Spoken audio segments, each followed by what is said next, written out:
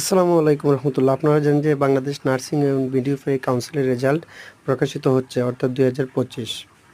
আপনারা দেখবেন যে প্রথমে একটা ক্রোম ব্রাউজার দেখে নেবেন। যেমন আমি গুগলে দেখছি যে দেখেন, গুগলে যখন আমি চাপ দেব তখন একটা প্রেস আসবে।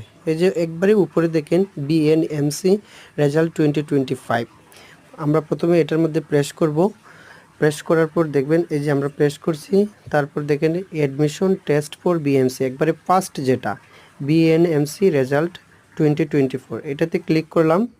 ক্লিক করার পর দেখেন একটা সাবমিট ভার্সন আসছে।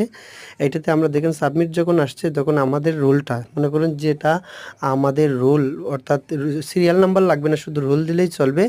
বিএনএমসি রেজাল্ট 2024, এটাতে যে আমরা একটা রোল মনে করেন যে তুললাম এই 19-21-266 দেওয়ার পর দেখেন যে সাবমিট ইনভ্যালিড আসছে।